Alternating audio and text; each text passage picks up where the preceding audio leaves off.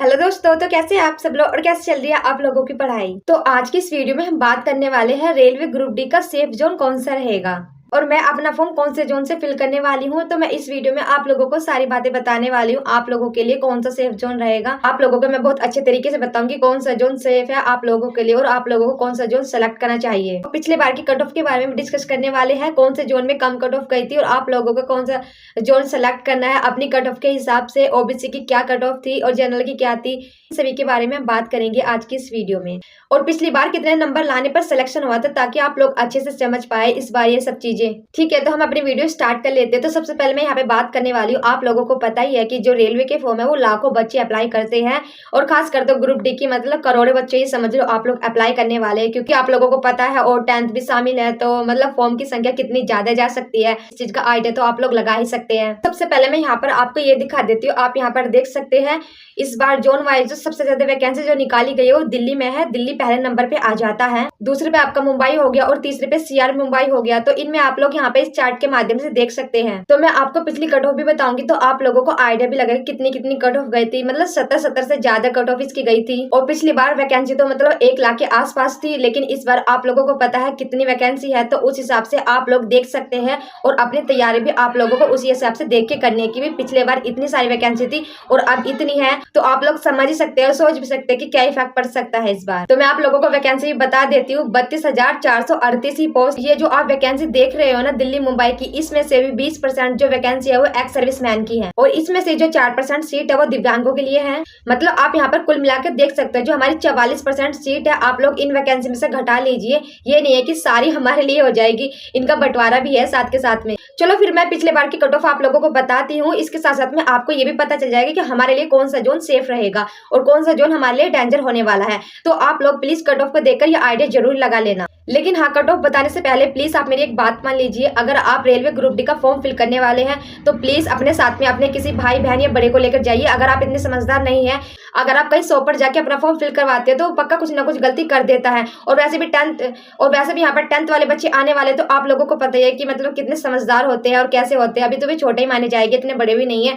तो प्लीज वो अपने बहन भाई को साथ में लेकर जाए जो थोड़ा समझदार हो, पक्का कुछ ना कुछ गलती कर देते हैं। मुझे पता है मेरे साथ हो चुकी थी ऐसी गलती, तो मैं इसलिए बता रही हूँ कि आप लोगों के साथ ना हो ऐसी। तो प्लीज अपने बड़े भाई बहन को लेकर जरूर जाना और अपने सारे डॉक्यूमेंट्स लेके जाना और अच्छे से एक एक चीज चेक करनी है, क्योंकि आप क्या करते हो उसी के ऊपर डिपेंड हो जाते हो कि जैसे इन भाई ने भर दिया ठीक है, लेकिन वो तो कुछ गलत भी भर सकता है ना। तो आप लोगों को अच्छे से देखना और चेक करना है, उसके बाद में उस फॉर्म को सबमिट कराना है। बाकी आप लोगों को फीस तो इसके बारे में पता ही चल गई होगी इसकी कितनी कितनी फीस लगने वाली है। तो चलो मैं आप लोगों को कट ऑफ बता देती हूँ किस जोन में सबसे ज्यादा कट ऑफ गई थी और किस जोन में सबसे कम कट ऑफ गई थी। तो सबसे पहले आप लोगों ने इसमें दिल्ली देखा, लेकिन पिछली बार इसमें चंडीगढ़ था, तो मैं आप लोगों को बता देती हूँ दिल्ली है, उसको चंडीगढ़ ही आप लोग मान के चलो। तो चलो मैं आप लोगों को कट ऑफ बता देती हूँ यहाँ पर। तो जनरल की जो थी हमारी 70 गई थी, ओबीसी की 64 गई थी, ईडब्ल्यूएस की 57 गई थी और एससी की 60 गई थी और एसटी की 50 गई थी। मुझे तो यहाँ पर एसटी की भी थोड़ी ज्यादा लग रही है, पर बाकी ठीक ही है।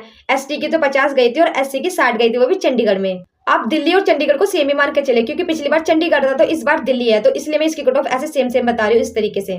इसके बाद में हम कोलकाता में बात कर लेते हैं। तो जनरल की 69 गई थी, ओबीसी की 65 गई थी, ईडब्ल्यूएस की 50 गई थी, एससी की 58 गई थी और एसटी की 48 गई थी।